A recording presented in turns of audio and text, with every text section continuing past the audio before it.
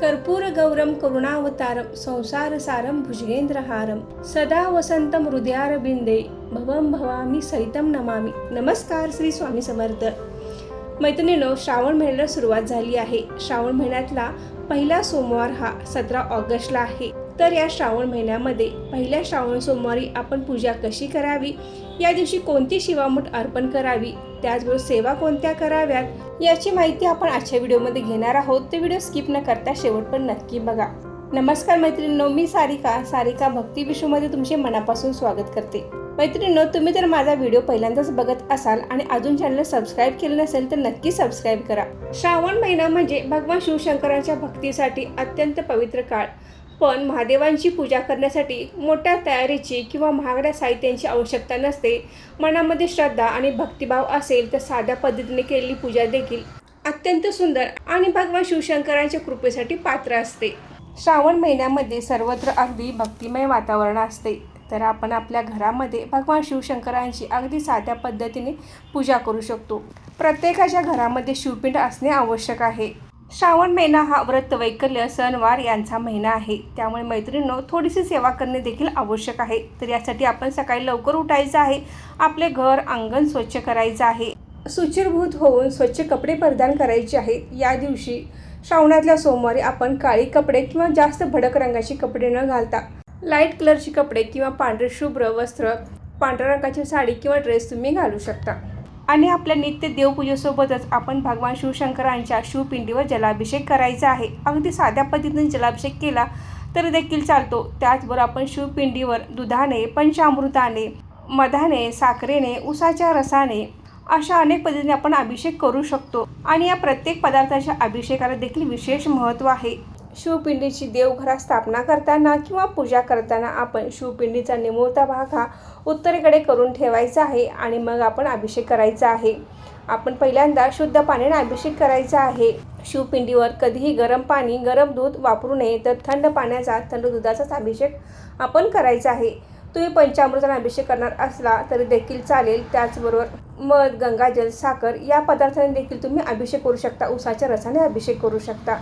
तर अभिषेक करत असताना आपण ओम नमः शिवाय, ओम नमः शिवाय या मंत्राचा जप करायचा आहे किंवा शिव अष्टोत्तर नामावलीचे देखील तुम्ही पठण करत हा अभिषेक करू शकता. भगवान शिवशंकर हे साध्या सेवेने सुद्धा प्रसन्न होतात. भगवान शिवशंकरांना आवडणारी सर्वात प्रभावी सेवा म्हणजे भगवान शिवशंकरांच्या शिवपिंडीवर जलाभिषेक करणे आणि ओम नमः शिवाय या मंत्राचा जप करणे अतिशय प्रभावी सेवा आहे. नित्य देवपूजेत सुद्धा आपण जलाभिषेक करून ओम नमः शिवाय मंत्राचा जप जरूर करावा. शिवपिंड स्वच्छ करून मगच आपण विधिवत पूजा करायची आहे. आपण देवघरामध्ये पूजा करणार असाल तरी देखील चालेल किंवा तुम्ही स्वतंत्र पूजा मांडणी करणार असाल तरी देखील चालेल. अभिषेक घालून झाल्यानंतर परत एकदा शिवपिंडीवर पाण्याने अभिषेक करायचा आहे. शिवपिंड स्वच्छ करून मगच विधिवत पूजा करायची आहे. श्रावणातल्या सोमवारी आपण शिवपिंड पूजत असता एखादी प्लेट जरूर खाली ठेवावी किंवा एखादी पांढरे शुभ्र वस्त्र आपण ठेवायचं आहे. कारण श्रावणातल्या सोमवारी आपण शिवपिंडीवर शिवामूठ अर्पण करत असतो. तर ते खाली पडू नये, ते प्लेटमध्येच पडावे, म्हणून आपण शिवपिंडीच्या खाली प्लेट ठेवायची आहे. शिवपिंडीची पूजा करत असताना मन शांत ठेवावे, मनोभावे पूजा करावी. त्यासोबतच तुम्ही भगवान शिवशंकराचे नामस्मरण सुद्धा करू शकता. ओम नमः शिवाय, ओम नमः शिवाय या मंत्राचा जप करत पूजा करायची आहे. भगवान शिवशंकरांना आवडणारे चंदन आणि भस्म लावून घ्यायचं आहे. भस्म लावत असताना आपल्याला मधले 3 बोटे आहेत. या 3 बोटांनी म्हणजे ब्रह्मा, विष्णू, महेश अशी 3 बोटे आहेत. तर आपण या 3 बोटांनी भगवान शिवशंकरांच्या शिवपिंडीला भस्म लावायचं आहे. पांढरी फुले, कापसाचे वस्त्र अर्पण करायचं आहे. त्याचसोबतच चंदन देखील भगवान शिवशंकरांच्या शिवपिंडीला लावायचं आहे. भगवान शिवशंकरांच्या पूजेमध्ये कधीच हळद कुंकवाचा वापर करू नये. शिवपूजनामध्ये बेलपत्राला विशेष महत्त्व आहे. तर हे बेलपत्र आपण आदल्या दिवशी तोडून ठेवायचं आहे. श्रावणातल्या सोमवारी किंवा कोणत्याच सोमवारी आपण बेलपत्र तोडू नये, तर ते आदल्या दिवशी तोडलेले असावे. त्यासोबतच ते किडलेले, खराब झालेले असू नये किंवा बेलपत्राला 3 पाने असतात असेच बेलपत्र आपण अर्पण करायचं आहे. एखादे पान तुटले असेल तर असे बेलपत्र आपण शिवपिंडीवर कधीही अर्पण करू नये. शिवपिंडीवर बेलपत्र अर्पण करत असताना हे नेहमी पालतेच अर्पण करायचं आहे. देठाची बाजू ही शिवपिंडीकडे असावी, पान हे आपल्याकडे असावे. अशा पद्धतीने शिवपिंडीवर आपण बेल अर्पण करायचं आहे.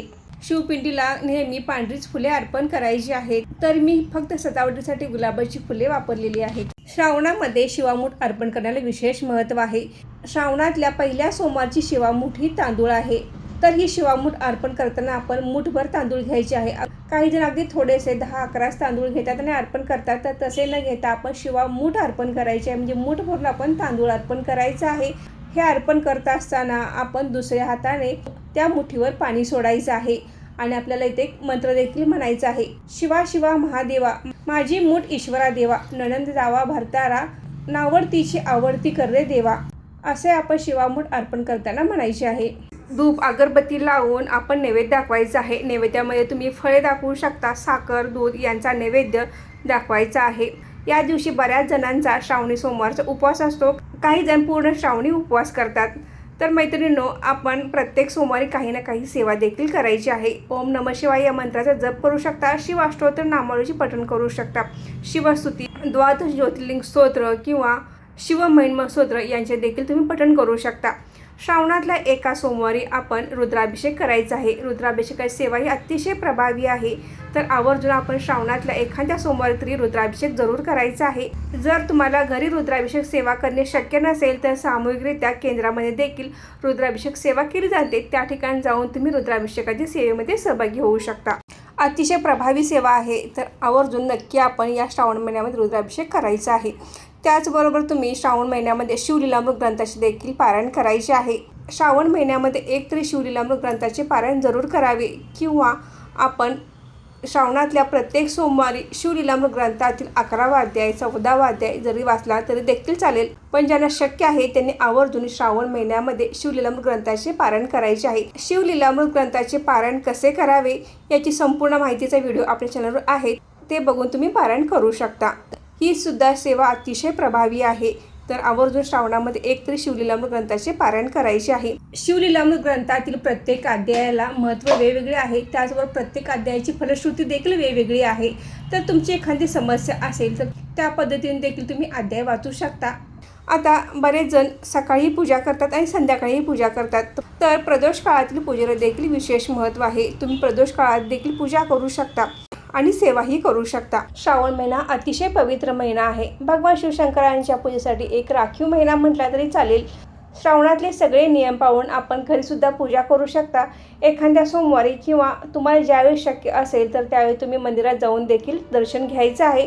कारण मंदिरातले पावित्र्य हे वेगळेच असते. तर आपण मंदिरात जाऊन देखील दर्शन घ्यायचं आहे. मंदिरात जाताना आपण एक तांब्या भरून पाणी घ्यायचं आहे. त्याचं पांढरी फुले, बेलपत्र, एखादे फळ किंवा साखर ह्या वस्तू घेऊन आपण मंदिरात जायचं आहे. शिवपिंडीवर अर्पण करायचं आहे आणि मनोभावे पूजा करायची आहे. आपल्या कुटुंबाच्या प्रगतीसाठी, सुख समृद्धीसाठी प्रार्थना करायची आहे. भगवान शिवशंकरांची कृपा प्राप्त करून घेण्यासाठी साधी सोपी सेवा आपण या श्रावण महिन्यामध्ये जरूर करावी. तर आजचा व्हिडिओ इथे थांबवते. आजची माहिती कशी वाटली कमेंट करून नक्की सांगा. व्हिडिओ आवडल्यास व्हिडिओला लाईक करा, शेअर करा आणि सारिका भक्ती विश्व या यूट्यूब चॅनलला सबस्क्राईब करा. धन्यवाद.